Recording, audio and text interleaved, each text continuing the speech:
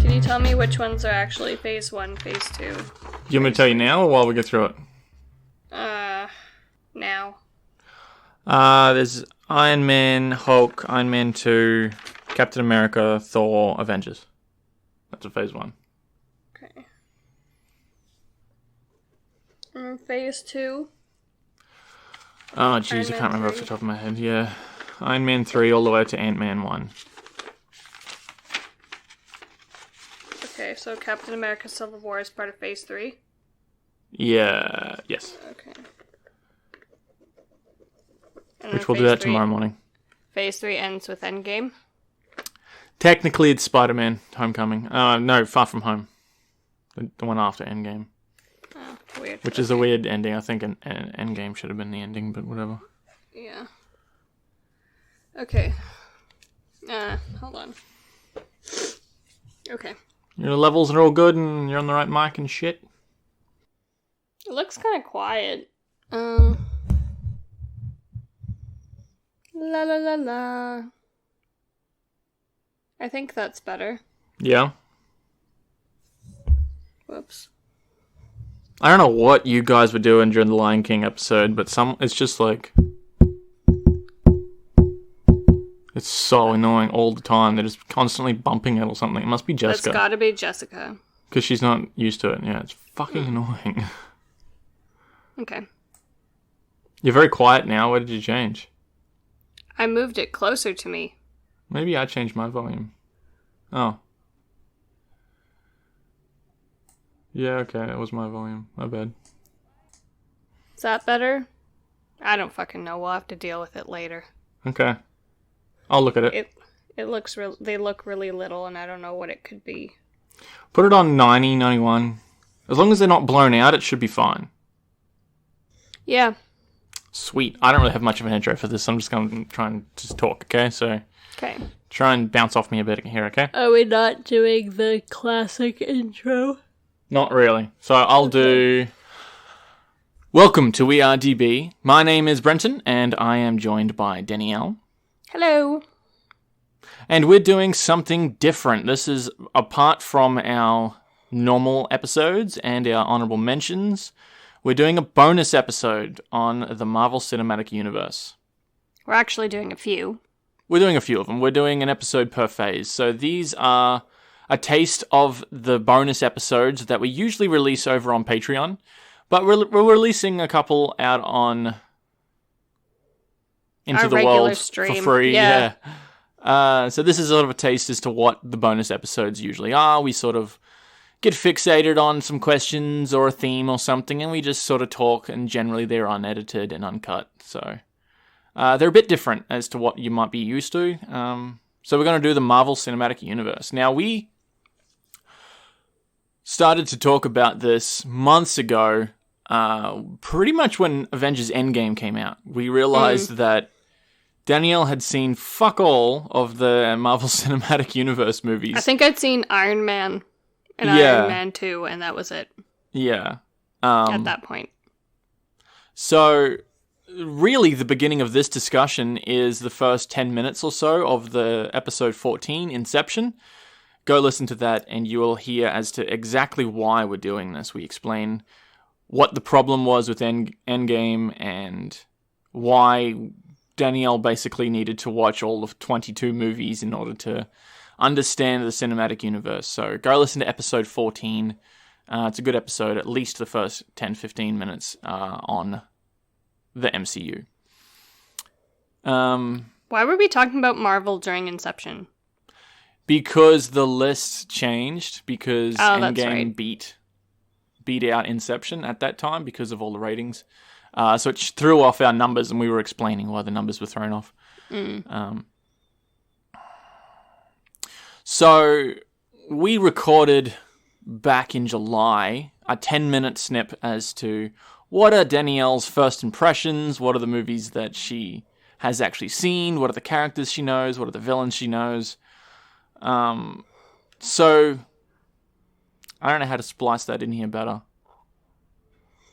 So here's that bit. Do you? I don't know. I was just gonna put that in there, cut that. Yeah, that's fine. I don't remember what I said. Okay. Well, I'll give you a recap and then I'll follow on. So, Okay. is me saying here's that bit good enough? Yeah. All right. Okay. So we're recording this before we go on our journey and watch all of the MCU movies in order in preparation for Avengers Endgame.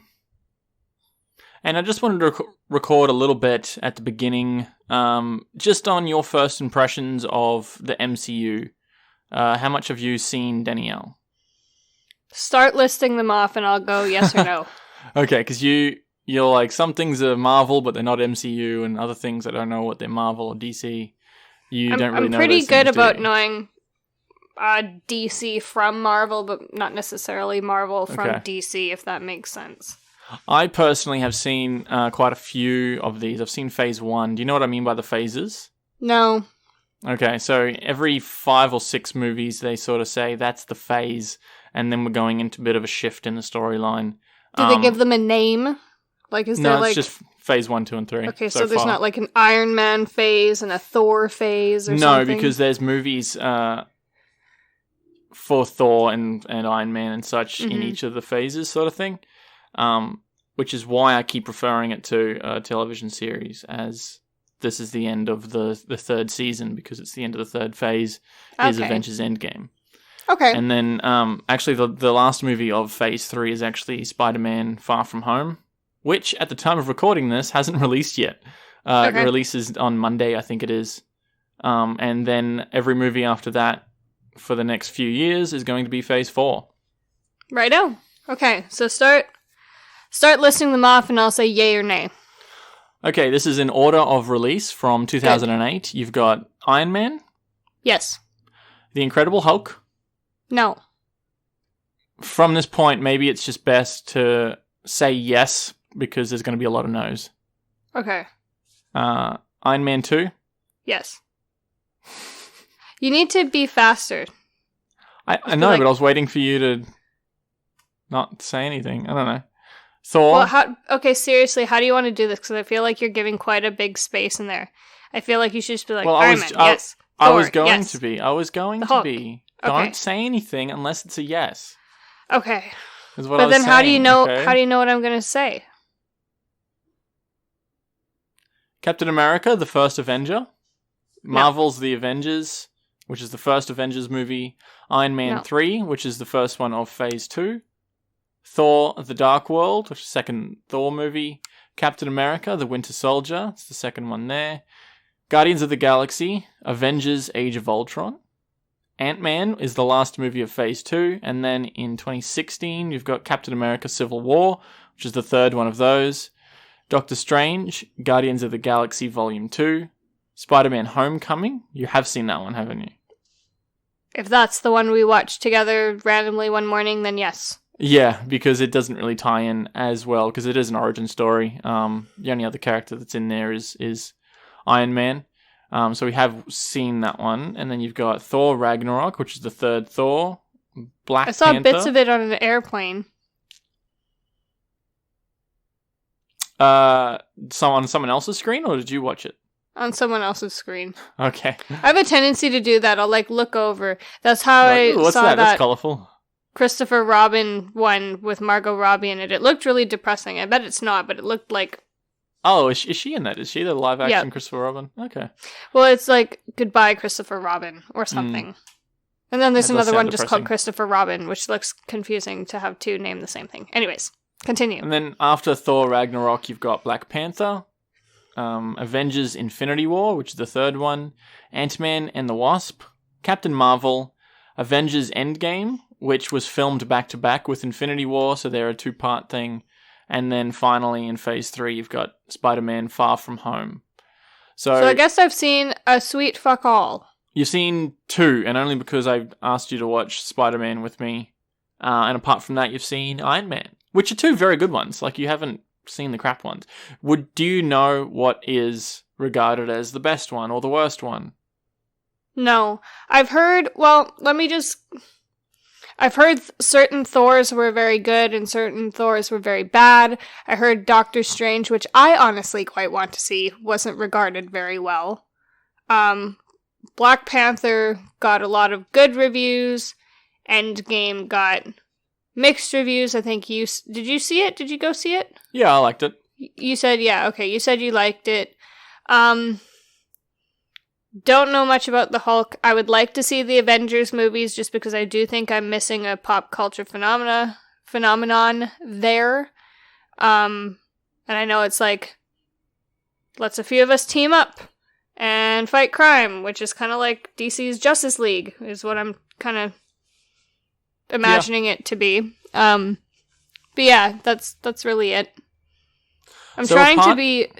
I'm having a hard time, Brenton. I'm not sure what's triggering this. But that's, if I'm sounding a bit like out of it, that's what it is. Are you okay? You don't look like you're okay. I think what triggered it is I'm like trying to say yes or no and you weren't letting me say yes or no. Okay, I'm sorry. I didn't want you to be like, no. I don't know.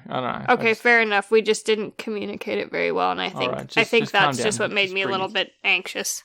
I'm not at all saying it's your fault. I'm just saying I think that's what triggered it. I'm okay.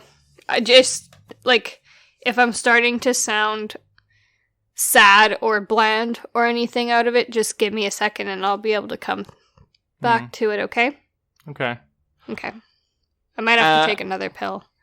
As of at the moment, which is, we're recording this in July of 2019, they haven't officially announced any more movies. Which is weird, because Disney usually shows you what the plan's going to be for the next, 5 years. That's what they have been doing, and they haven't so far. It's pretty good assumption to say that there's going to be a Doctor Strange sequel, a Captain Marvel sequel. Guardians of the Galaxy Volume 3 is probably going to be a thing. I've heard that there might be, a Black Widow movie, but which is kind of weird, because she's been in all the movies since 2012, so I don't know why she would have her own movie now, but I don't think that that's been official. So it's kind of weird. I don't really know where they're going to go, because up to and including Endgame, they're considering that as the Infinity Saga. So all the first 22 movies or whatever they are is considered that saga, and then they're going to go into a whole new branch for the next 10 years. Which is a massive task. I don't know where they're going to go with that. So, yeah. Apart from the characters that have their own title movies like Thor, Iron Man, Doctor Strange, Captain Marvel, Spider-Man, Incredible Hulk, can you name many other Avengers? Well, you didn't mention Captain America before when we were listing off ones I'd seen. You have seen Captain America? I haven't seen Captain America, but you just didn't list it. Of the Avengers, I did. There was 3 of them. I know. Of the Avengers, I know there's Iron Man, the Hulk, Black Widow, that Archer guy who I've never seen and don't know what his deal is. Captain America. Did I say Iron Man already? Please take your hand away from your mouth. Did I say Iron Man already? I think so, yes. Spider-Man's a new addition. I feel like there's a couple more, but I can't recall who they are. Is Ant-Man in there? Yeah, Ant-Man's got a few movies, and Black Panther, I'm sure there'll be a sequel to that as well. But he's not an Avenger. He is by the last 2 Avengers movies. Oh, well, there you go. Yeah. They grew They're quickly. All pretty much considered Avengers, because in the comic book lore, pretty much every Marvel character at some point is known as the Avengers. Even you've got X-Men movies in there, you've got Deadpool. I was going to say, aren't the X-Men Daredevil. Marvel characters too? They are. Now, this is going to be interesting going into the new phases, because Disney has acquired Fox since, recently, since they started doing Phase 3. They've had Fox's properties, which includes the X-Men movies. So I think eventually, could even take up to 10 years, they will intertwine those characters. Hopefully they don't ever touch Wolverine again, because Hugh Jackman's Wolverine was perfect. in the sense that he did like 9 or 10 movies as Wolverine. You can't really Holy crap. get another character to do that, you know what I mean? But they will be intertwining that. The only character that I can see that they might transfer over is Ryan Reynolds' Deadpool, because that is like a perfect representation of that character. And Ryan Reynolds is all over that. He loves doing that project. So yeah, since that acquisition, they might intertwine a lot more into the Avengers and the MCU, because they are not stopping this train anytime soon. They're just going to keep going forward because they're making all the money off it. So, is there anything else you wanted to say? Any ideas as to where you think it might go? Any villains that you think you might know from the... Okay, so there's in Avengers Infinity War and Avengers Endgame were originally announced as Infinity War Part 1 and 2. So that's essentially one really long movie. They were filmed back to back. They run on from each other. So they have one villain, and then the other two have their own villain as well. Do you even know who is who or anything like that? No. I mean, you've got to consider me pretty much a total noob going into this. I only know what I've seen from movie trailers. I'm wondering more if you've got any questions for me that could make more interesting conversation. Like what? I don't know. Also, Okay. I'm having a really hard time concentrating on what you're saying. Okay. Because every time this happens, I'm having a hard time listening to you. I'm sorry. It's okay. It's not your fault. So essentially we've established that you know fuck all and you've seen fuck all, so that's kind of a good starting point. Yeah. That's all we wanted to establish, really, is that you've seen Iron Man and Spider-Man Homecoming. And I mean, I've expressed this before. I'm nervous only because it's a big task. But I'm excited because this is a big part of entertainment for our generation that I haven't partook. I haven't participated in. And I think it's important that, you know, as a member of generation whatever the fuck we are now, that I participate in that. And like you said, I'm going to treat it as a TV series, as like something you binge watch on Netflix. Yeah. And we'll take it probably one half a movie at a time. It'll be good, and we'll see how we go. And I don't know if we'll do like post-movie updates. Like, I don't know if we should do a little bit of a mini synopsis after each watch. We're going to do that at the end when we do the full Yeah, MCU. we'll do a whole... Yeah. We'll do a whole thing, but like that's a big one. I mean, yeah. Yeah. We'll figure it out. We'll keep you posted, y'all. All right. That's all. Yeah. All right. Pretend that's in there. Basically, we talk for 10 minutes. I list off all of the movies in order. Mm-hmm. So this is continuing on. Mm-hmm. Okay. So you just heard that we listed off all of the Marvel movies in order, and we basically established that Danielle has seen 3 of them. We thought it was 2, but it was Iron Man 2, and Spider-Man Homecoming. We did watch that that's morning. right. We just got together. So there was 3 that you had seen, and you didn't know anything else about it. So now we have seen up to and including Captain Marvel.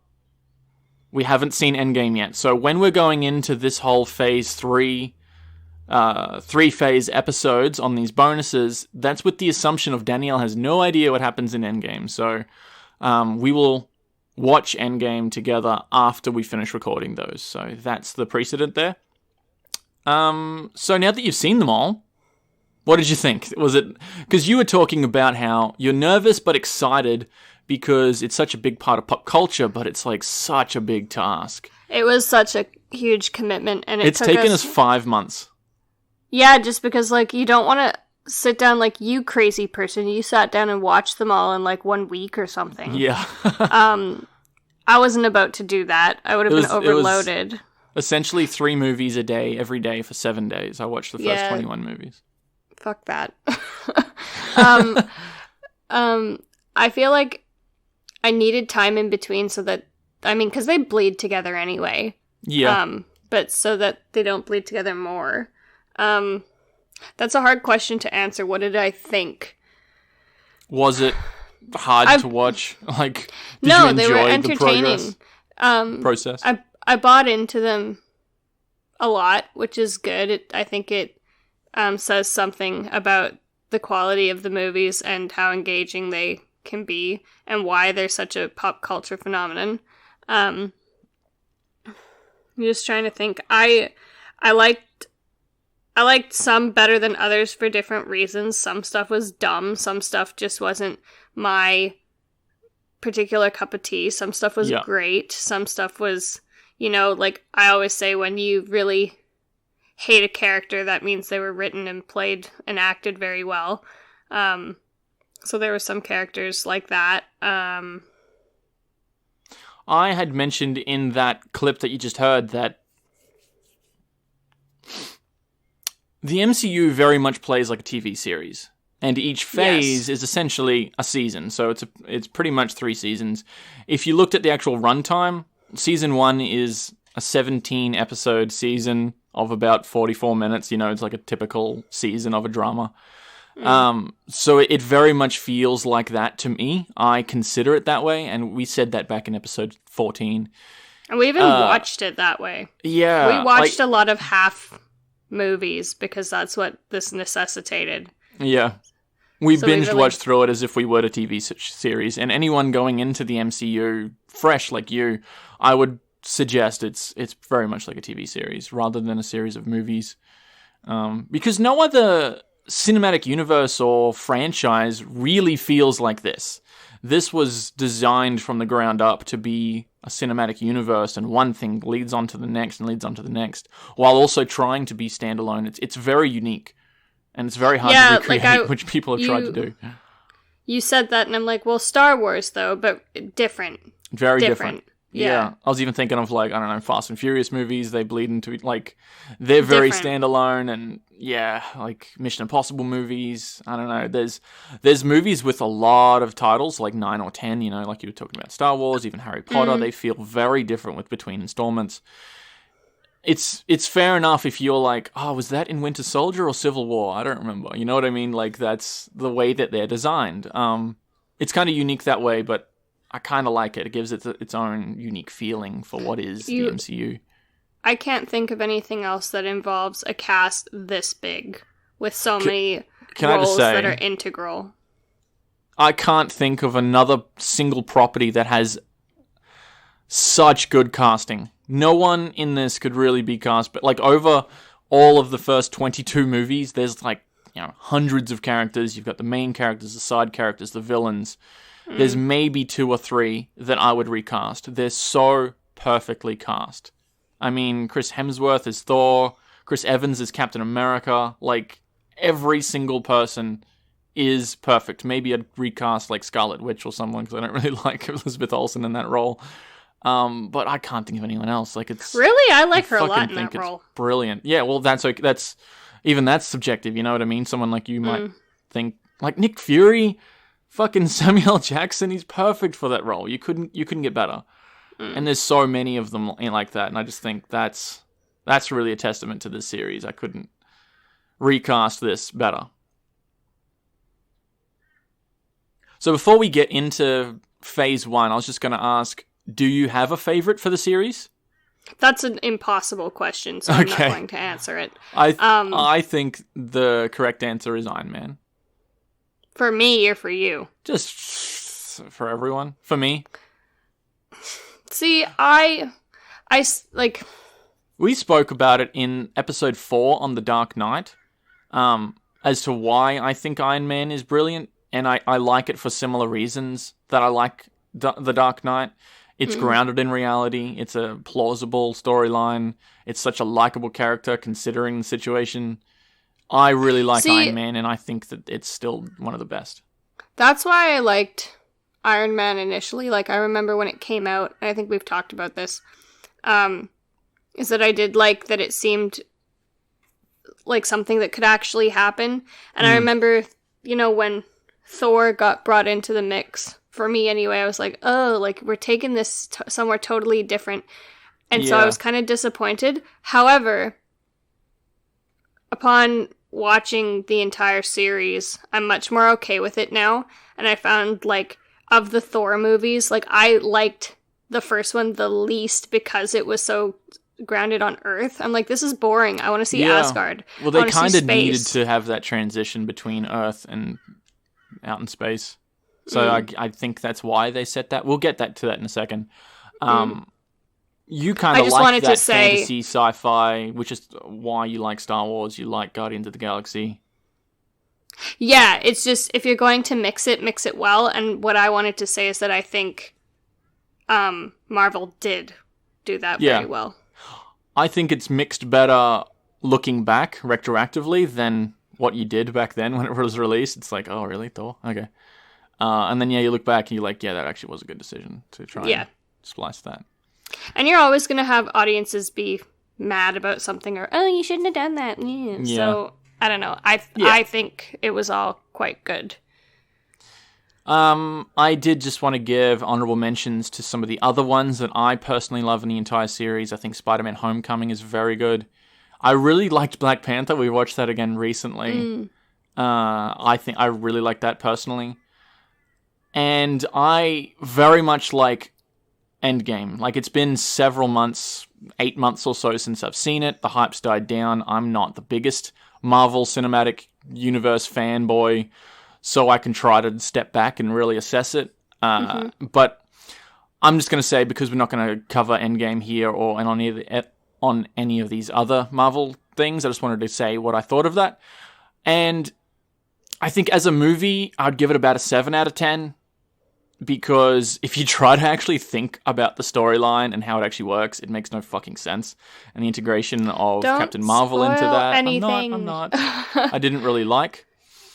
But on an entertainment level and how fun it is, absolute 10 out of 10. It is the most entertaining one for me out of all of them. And that's me not, like, being too drawn into the hype or anything. That's me just being like, this is something that I think is fun as hell, and I want to rewatch.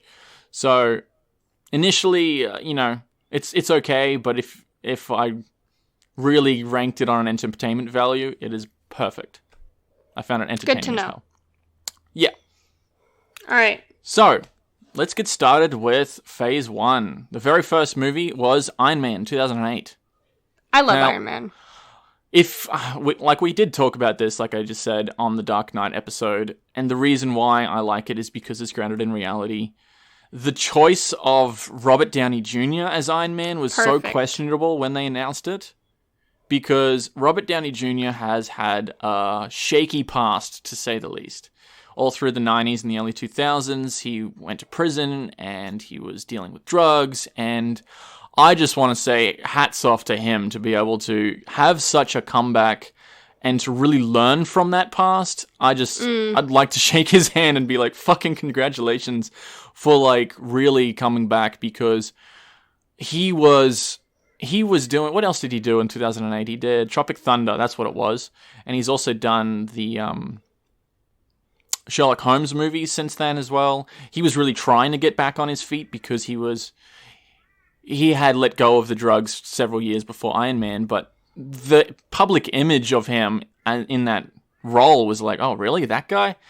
But he was kind of perfect because of the character of Tony Stark. He's kind of like this very, playboy. Cocky, yeah. So I think he was, like I said, perfect casting. And, like, congratulations to Robert Downey Jr. to be able to make that Iron Man. Like, he really defined who is Tony Stark. I've gone on a lot about Tony Stark here, haven't I, and Robert Downey Jr. I think the casting is perfect, and I think it was absolutely perfect for the role. And I really like the character. I was surprised when I first watched this that I'm like, oh, was it meant to be set around terrorism and stuff? Because back then, well, even now, like, the world is full of a lot of, terrorism groups, and I'm what you're trying to say is that it fit well into the current political climate. Essentially, yeah, that's much better wording than what I did. Because he went over to the Middle East, and I'm like, that wouldn't have been right back in the 60s or whatever, but it was a different thing. And I think they've adapted that well, is what I'm trying to say, into the current climate, yes. Yeah. Did you have anything to say on Iron Man? We've already talked about it on previous episodes on this episode.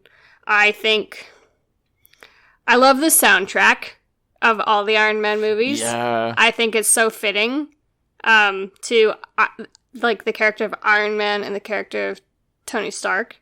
I really liked the first Iron Man movie. That was a pretty cool movie. And I remember when it came out, and I remember liking it then. We watched it at school, I think. I really liked it, so...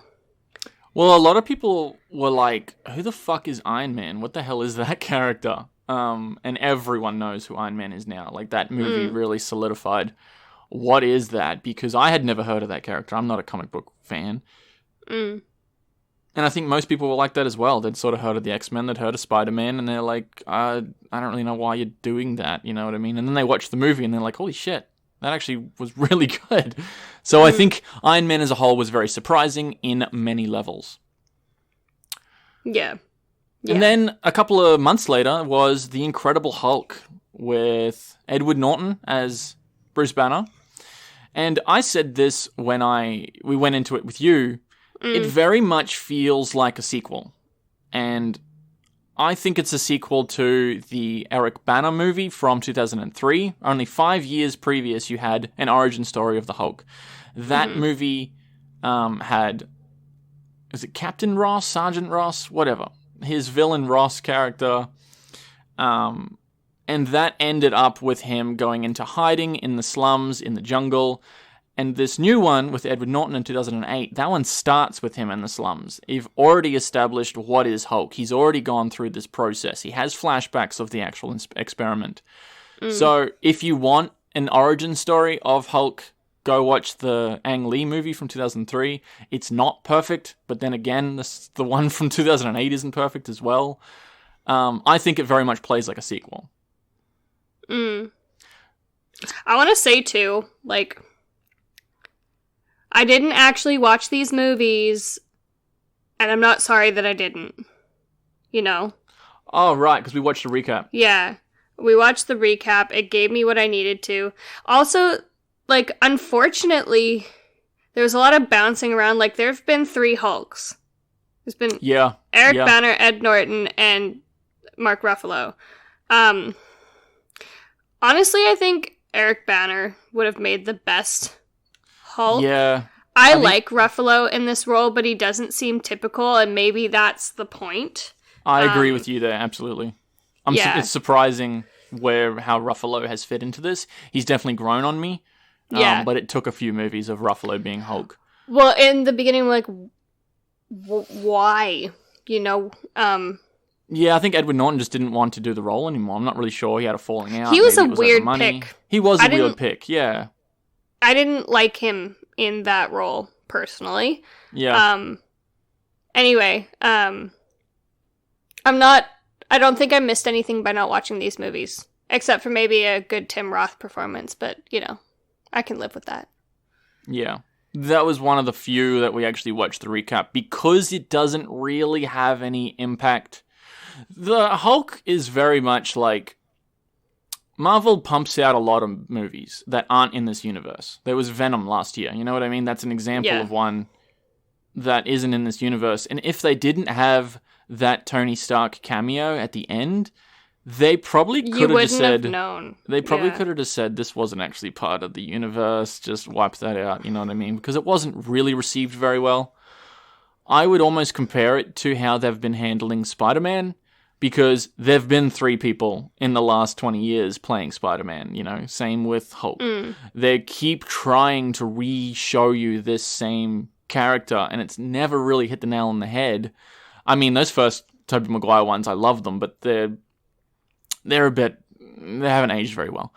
And there was a point that I made with that. What was it? I drew a mind blank. Give me a second. There was a good point. You're talking about how different people. And also the way that they handled Spider-Man Homecoming, they were basically like, there's previous origin stories, you can just pretty much, oh, so here we go, he's already got his powers, let's go from here. And that's essentially what they did with Hulk in this first one. So I would very much compare Hulk to Spider-Man Homecoming, oddly enough, if in that respect, how they just sort of launched it off because everyone sort of already knows this character. Yeah, you know this story. Yeah, I think the way they integrated Homecoming was brilliant. But yeah, this Hulk one is kind of a mess, really. It's kind of forgettable. Anyway. I can't give a really, that's fine. Good impression of it because I didn't actually see it, but I'm not sorry that I didn't see it. And I think you watched what was necessary. Yeah. I got the gist. Also, Betty never comes back. Oh, is that a Oh yeah, spoiler? Betty never comes back. Because she was in the first one, it was Jennifer Connelly. Yeah, it's just like, what happens to Betty? No more Betty. Yeah, they just completely ignored that. They didn't even mention, because some of the other women didn't come back for a few movies, and they basically just said, they're busy, they're doing this, blah, blah, blah, but they mentioned her. They never once mentioned Betty Ross again. Yeah. Anyway. Yeah. Iron Man 2! Real quick, there was something else that I missed out from saying before.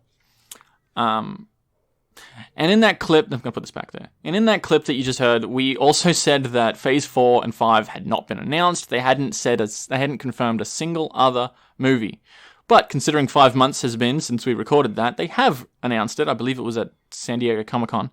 They announced what the new movies are. So I was just going to list off what the Phase 4 and 5 movies are that they have announced.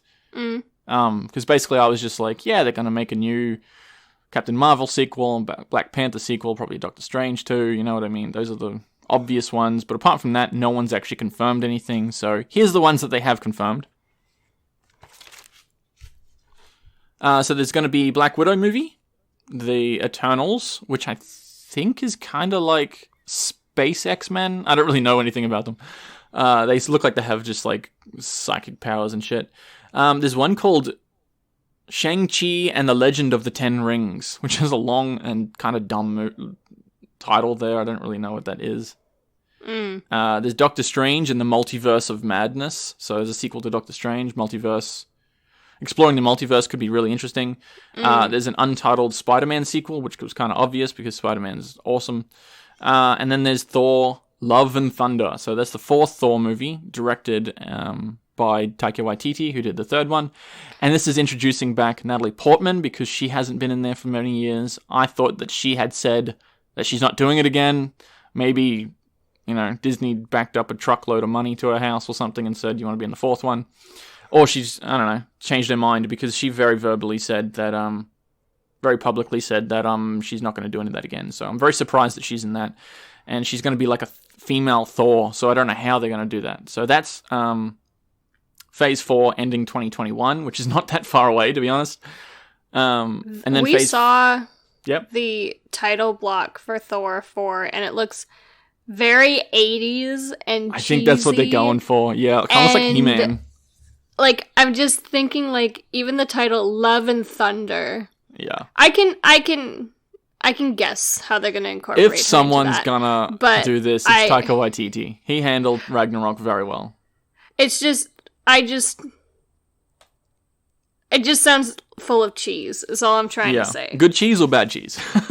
Not sure yet. Okay, yeah, we haven't really seen anything else from it. Love and Thunder. Yeah. I think they're leaning into it with that title, particularly. And obviously the graphic style. So Phase 5, starting in 2022, you got a Black Panther sequel. These are probably going to have subtitles and different titles, but there's a Black Panther sequel, a new Ant-Man 3, Blade, which was a couple of movies in the early 2000s with Wesley Snipes. It's kind of like a Buffy kind of thing, where he's going around fighting vampires. It's very cheesy. I don't know how they're going to do that. Captain Marvel sequel. Fantastic Four. This is the first time, like, they keep trying to redo Fantastic Four. There's not a single good Fantastic Four movie out there. But come like 2023, maybe they've integrated it a little bit better. And then there's a Guardians of the Galaxy Volume 3, which was announced years ago, and I'm surprised that they've pushed that out to 2023. I know that's had some development hell with James Gunn and everything, but that's pretty much it. I'm surprised that there's not even an Avengers movie. They're not even going to be trying to do another Avengers. Surely they're going to be leading up to some other group collaboration, even if it's not Avengers. Maybe that's meant to be Fantastic Four or something, I'm not sure. And they haven't also announced how they're going to integrate X-Men, which is kind of inevitable. I think they're going to try to do that over the next 10 years or so. If they integrate the X-Men, does that mean they're going to try and integrate Deadpool? I think we mentioned this in the clip just that we recorded. I think that Deadpool is the best version of a character that could be reintegrated because it's kind of standalone and Ryan Reynolds is fucking perfect for that. So that would be the best one to get a re-character. I just hope that they don't try to touch Wolverine because Hugh Jackman's Wolverine was perfect. That's basically what I said in the thing. I don't understand what you mean by that. In terms of what? In terms of, what do you mean reintegrate Deadpool? He's not been integrated into anything. How can you reintegrate him?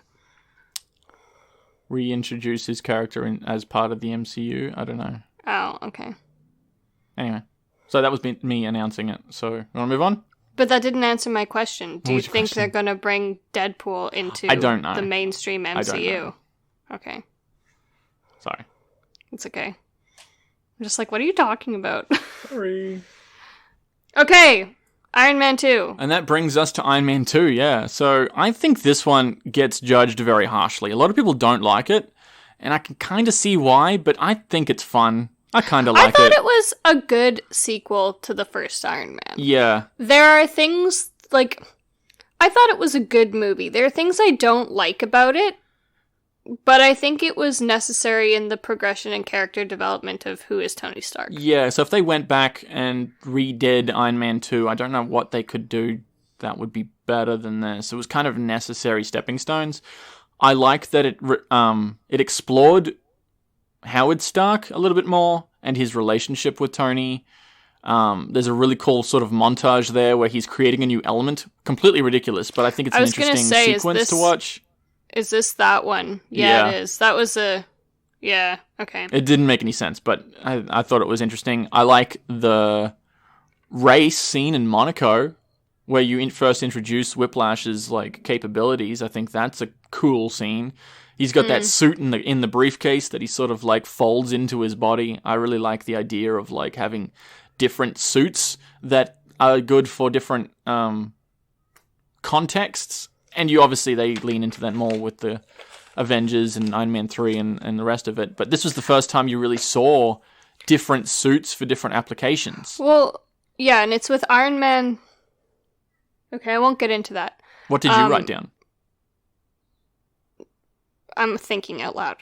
I just said that... Do you want me to cut this, or are you going to be recording? I like that... I said I liked that they were consistent with AC/DC and Iron Man throughout the franchise. Yeah. That was Iron Man. It worked really well. Did they have a lot in Iron Man 3? Iron Man 3 was a different feel. It really was. And I don't think they had any AC/DC in the third one. And you wrote that down because you're like, what the fuck? Like, the first two was very AC/DC. You've got those really cool, like I said this to you, every one of these movies in the MCU has a fucking cool animation sequence for the credits. And they've always played AC/DC over those, and they've always sort of been really badass. And they stepped away from that for some reason for the third one, so... the first two definitely have a similar feeling.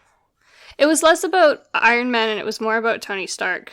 Oh, the third one. There was very little Iron Man in that movie. We'll get to that when we get to phase 2. And then I said, I was just going to say, quit talking over me. Sorry, I thought that you were reading. No, I was just going to say, I really liked Tony and Pepper's relationship in this one. This is where you really start to see a lot of the development.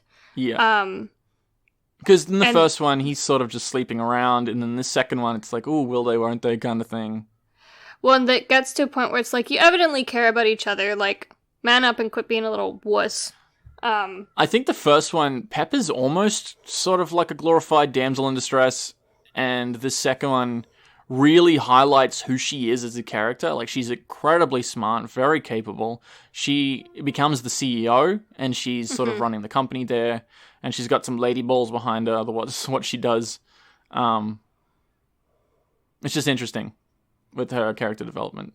You also get, this is where we get introduced to Black Widow, but we don't know it yet. Yeah, that's a pretty good integration there. I kind of like that as well. Because they kept calling her Romanov.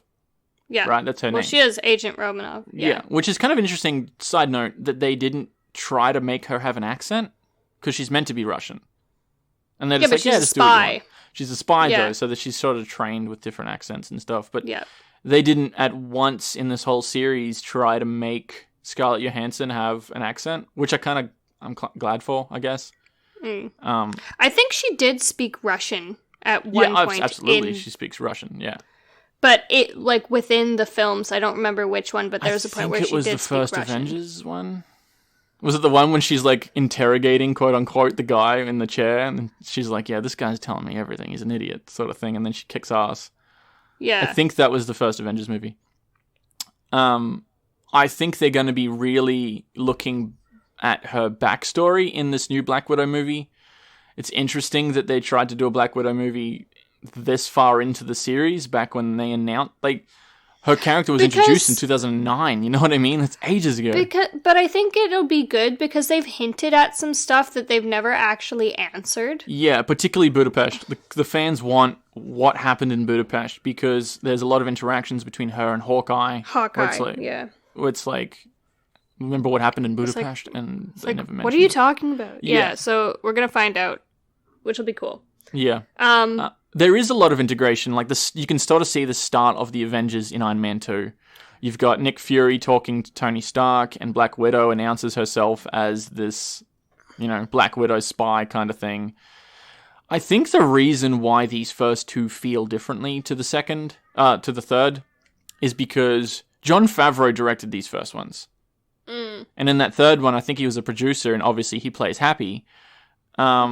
But Shane Black had it, and it was a completely different feeling. So I think the third one is the worst out of the three, but I still kind of enjoy it. We'll get to that in a second. Yeah. I think that Iron Man 2 gets kind of a bad rap. We haven't even mentioned Sam Rockwell. I love him as a character, as an actor. He's such a dick. But he is a dick in this, yeah. He's such a douchebag. That's another part of this that I love, is that whole trial at the beginning where you're basically being introduced to his Hammer character, and Tony, like, completely schools him, showing off all this tech and his interactions with the congressman.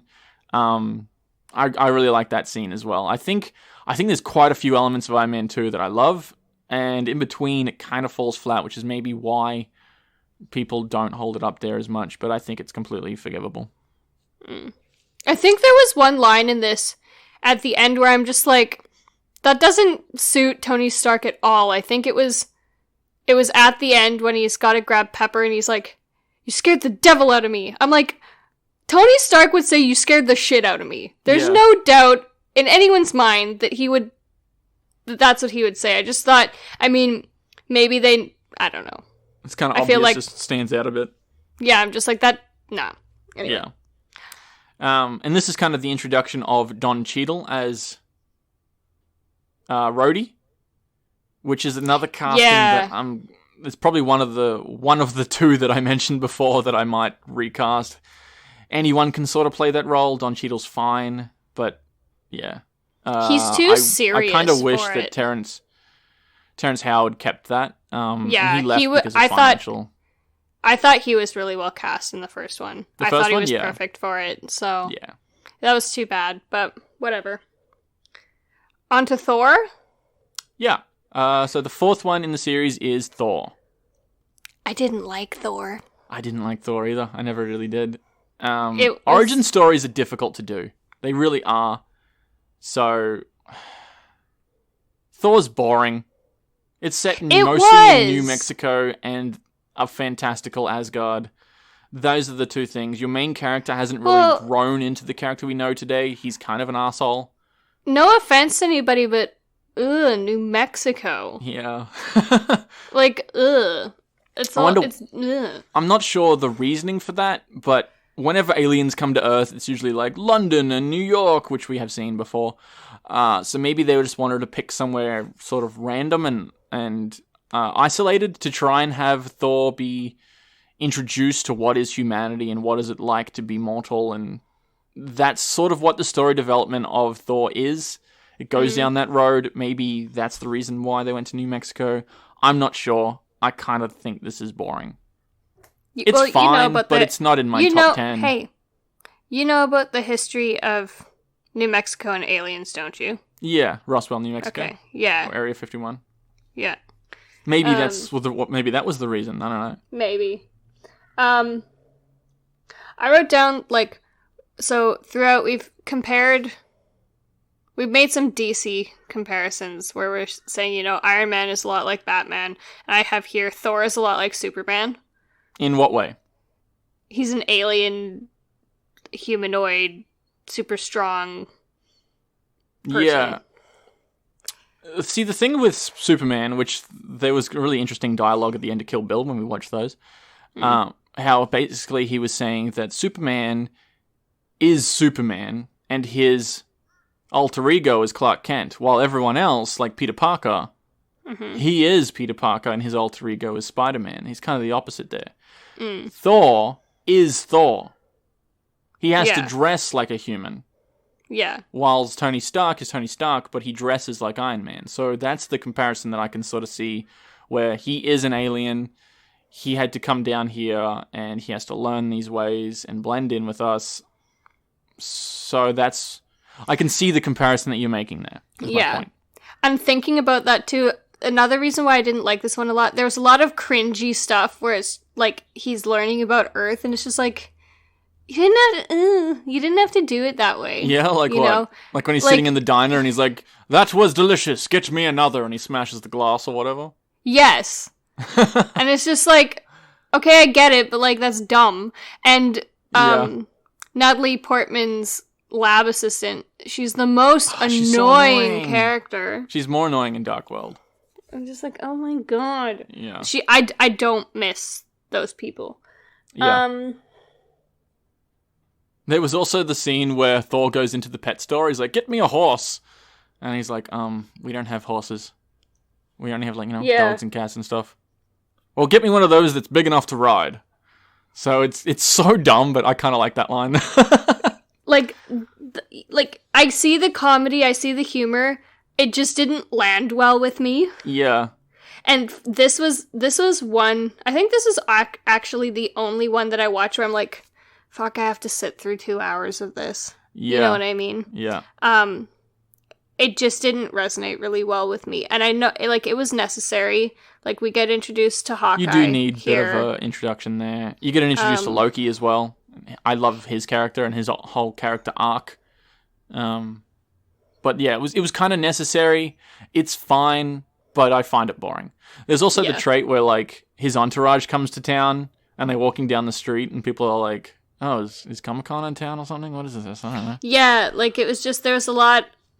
I see... It wasn't played out well. It could have been really funny. Like, you could have Parts of it are, but I think, it misses. I think you could have done, like, some Guardians stuff with it in the way that... Like, because Guardians of the Galaxy has a lot of different humor. And I think you could have done a little bit more with Thor.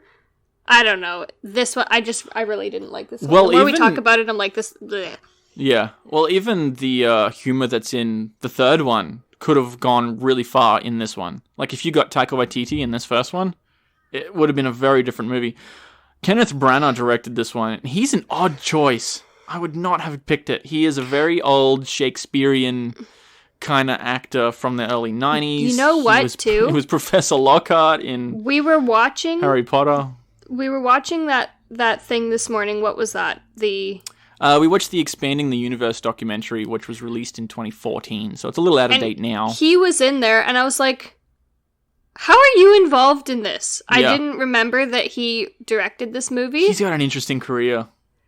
Well, he's just, like, now that I know that or remember that, I'm like, well, of course was like that. Like, he was not a good choice for the... Nah. He's very good when he's in his wheelhouse.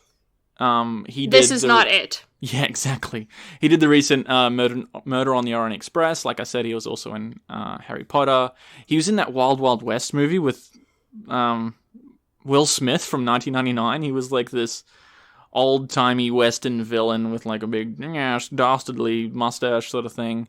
He was in Rabbit Proof Fence. We watched as like a indie Australian film. Yep. He's just all over the place, and to get him to direct this, it's just like, okay, weird. He is all over the place, but he's kind of typecast. So he's working with the same sorts of characters in all those different films, and this is not that sort of thing. Yeah.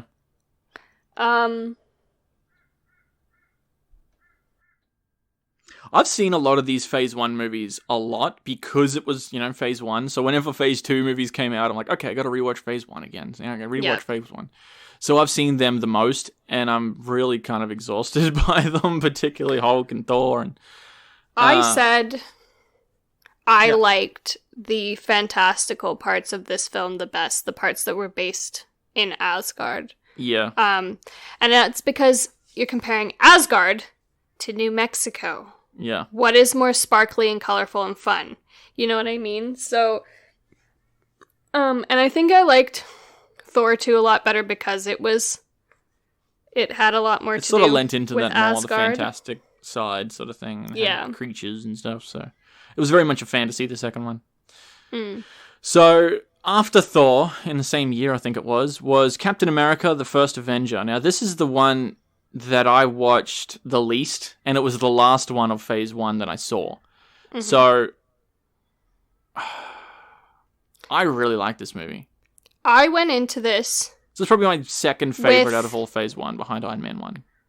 I went into this with the assumption that, like, I remember even when it came out, I was like, Captain America? Because I knew that Captain America was created as like war propaganda. So when it came out, I was like, oh, how up themselves, Yeah. No offense, so you didn't know it was in the MCU when it came out? I did, but I was like, how does this fit into anything? So you didn't know it was set during the war? No, I didn't. So that would be interesting. I'm trying to remember. I just remember thinking like, why? I didn't understand how integral the character of Captain America was. I thought it was set in modern day, so I was like, how are you going to fit this war hero into, how are you going to do that? This is one of those ones where I was really pleasantly surprised. I really liked this movie. I liked, like, it was so necessary for them to set it in the 40s. It was so necessary. Yeah. I like how it tied in the early years of Howard Stark and S.H.I.E.L.D. and what was actually happening in the real world, because they have copies of Captain America 1 with the exact same cover art that the real Captain America #1 came out. Like, they tied it together in reality really well. It's very grounded. It's sort of a war epic before anything else. It's a character study, very much. And I really like his character. That's the reason why Captain America works. It, like the Doctor said, Stanley Tucci's in this as the Doctor. I really like him as an actor and in this role. He basically says that it heightens whatever your current characteristics are. So if you're brave, you're going to be extra brave. I really like this. Now, we spoke about this. We were doing bonus episodes. I think it's the 4th bonus episode or so. We were answering questions, and one of the questions was just like, what was the last movie you watched? And we had just watched Captain America, so we gave a bit of our initial thoughts after just watching it back in that episode. So I'm trying to remember what we actually said in there. I remember being very pleasantly surprised when I went back and watched this. You've got Tommy Lee Jones in there, which some people might forget that he's in these movies. I think it's a very good origin story. And like I said, origin stories are hard to do.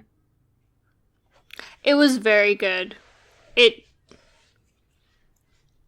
Because you had to, like, everyone was new for this. You couldn't have anybody existing. Like, the only person you had existing, like you said, was Howard Stark, but even then he had to be recast as younger. Like, it was so good. I'm trying to give some objective reasoning as to why I really liked this movie. The costuming was great. The casting was really good. The sets were perfect, like we talked about just before. The writing was great. The story development, because he does go from being, he is a propaganda puppet in the beginning, and then he says stuff this and goes and does his that's own essentially what I was saying. thing. Like, he's both propaganda in the real world and in the MCU, and I think that's tied together very well, and that's what I was trying to say before. I said this is quite Star Wars-esque, and I don't remember what I meant by that. I don't know if it's just the development, like if he's got a similar trajectory to Luke Skywalker is what I meant by that. I don't know. I don't know what I meant by that.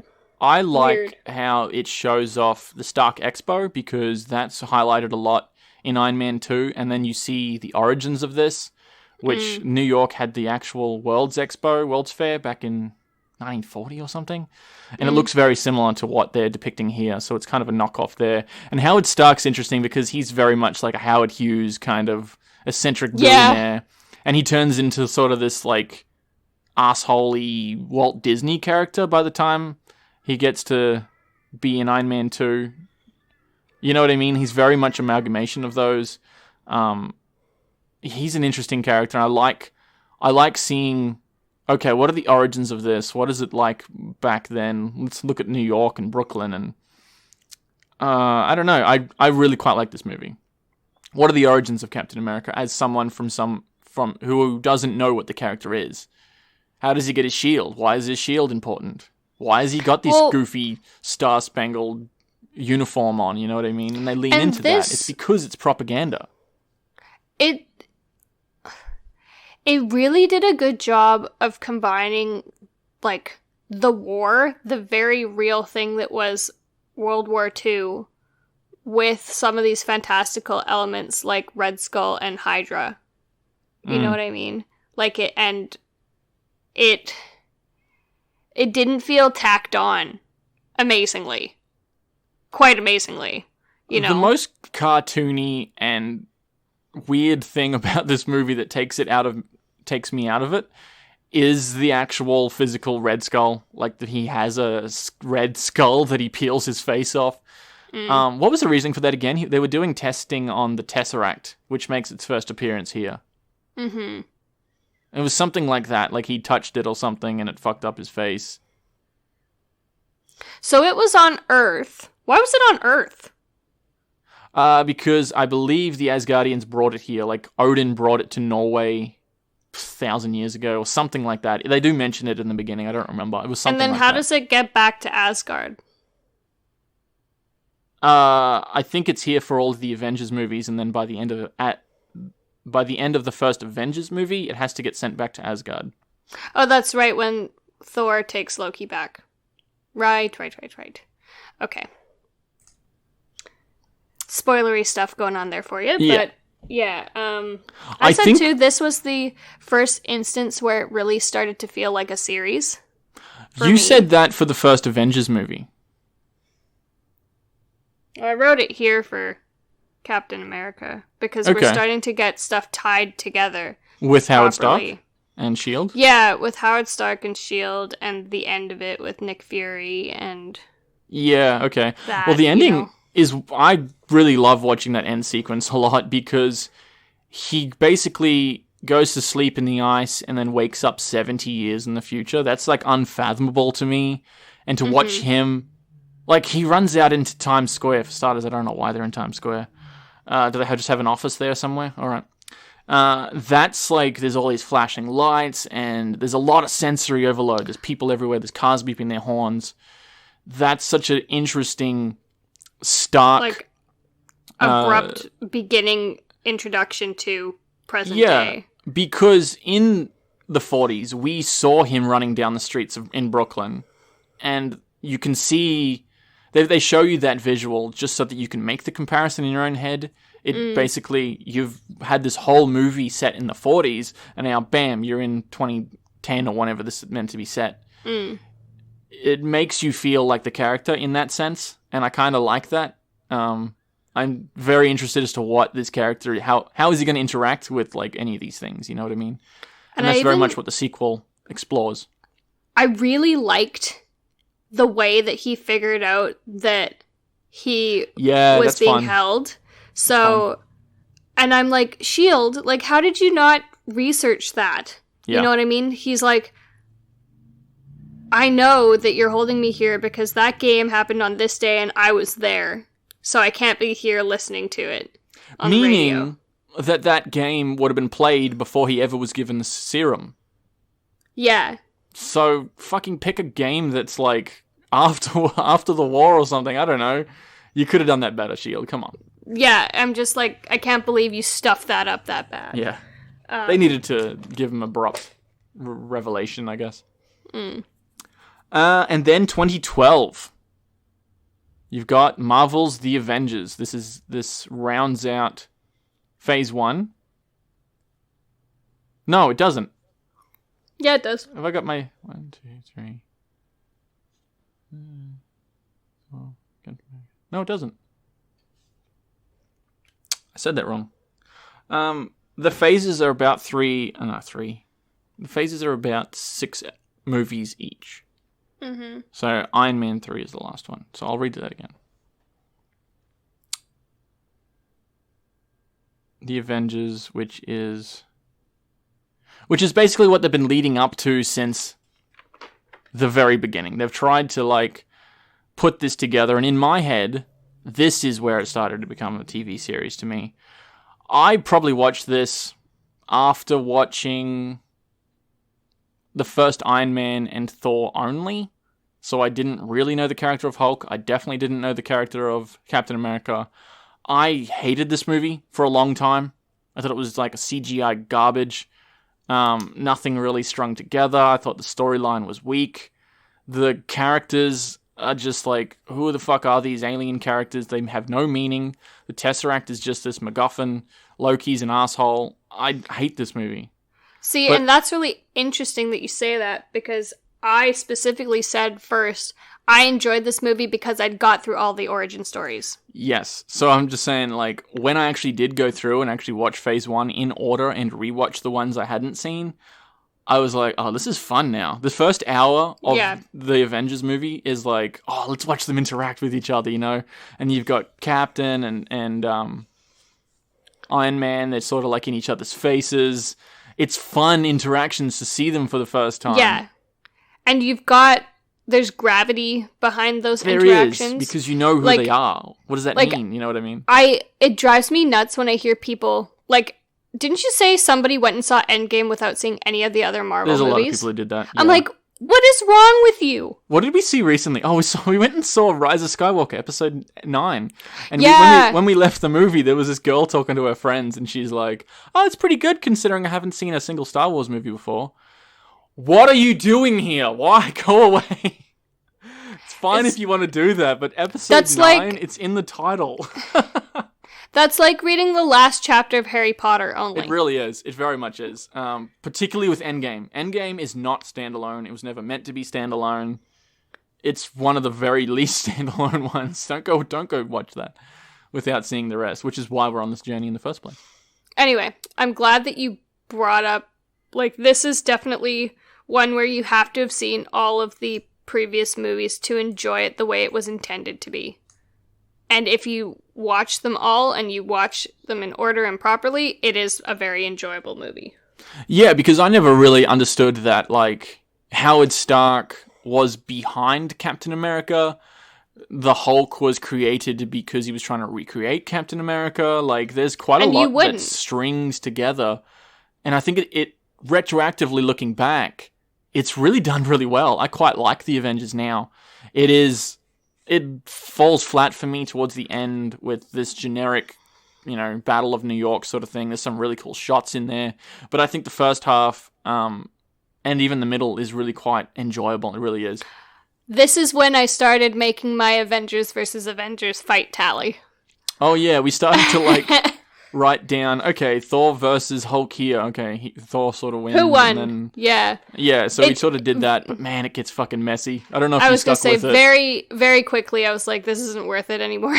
Yeah. Can I just say, as a whole, with the MCU, their actual powers and who is stronger than who is very vague throughout all of them. It's like, why is this possible, but in this other movie you showed this that wasn't possible? It's best to try and turn a blind eye. I don't like saying that. Just take it at face value. Yeah. It's very shaky. I think you wrote down that it was very much a dick measuring contest. This movie was! Yeah. What do you mean by that? There was just those interactions? Because there was who did we have? I think we had Thor versus Iron Man versus Thor, Hulk versus the Black Widow, Hulk Why versus was Iron Thor. Man versus Thor?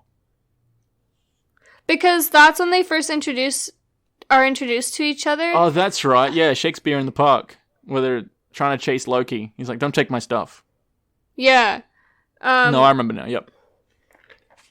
Why was there a Hawkeye versus Black Widow fight? That's because weird. Hawkeye was taken over by Loki. Right. Was that this movie? Yes. Okay. Loki had control over a few of the characters. Right, because I'm like, there's no way, if he wasn't, that would ever happen, because they go back, long ways. Anyway, yeah, it was totally a dick measuring contest, this whole thing. But Who's I think stronger it's fun than to who? watch. And it's funny. then, it was, and then you get to a point where they're, actually being somewhat diplomatic with each other, but they're still, giving each other quips. Mm. You're not actually fighting anymore, but you're giving each other quips. So it was funny. And it goes on through the whole movie, right till the end, where it's like, ride or die. You know what I mean? So you've got to work together, or this is it. And that's when it finally kind of stops. But this was a hilarious, hilarious movie. And I think this one pushed the limits of the CGI at the time more than any of the other ones in the series, particularly with the aliens and how they spliced all the characters together. There's a sequence where Iron Man is on the Stark Tower and he's walking and his suit is being pulled off him. I loved that. It's really well done. There's some really interesting quips between Stark and Loki. I quite like Loki's character in this. He's kind of like an asshole, but a lovable one. You can sort of see what his motivations are. What was the name of that? Oh, the helicarrier. That's right. There's the introduction of the helicarrier. Was it? Yeah, and they also, what I really liked was the first one. Yeah, because I'm I thought that wasn't until Captain America 2, but that's when we see more of them. But yes. This is just the introduction of the helicarrier. The first helicarrier. Yeah. And it's also got that, the Hulk enclosure. I like how that's been designed to contain the Hulk. And basically Loki tricks Thor and he gets caught in there. It really pushes the limits of the characters, and it's the first interaction with them.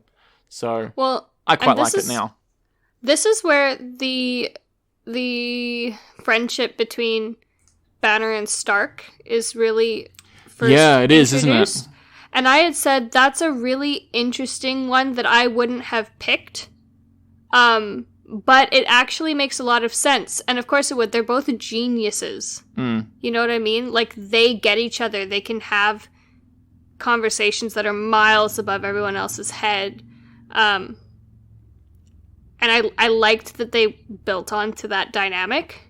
And it sustained through the rest of the movies. That was one relationship that I really liked that they created.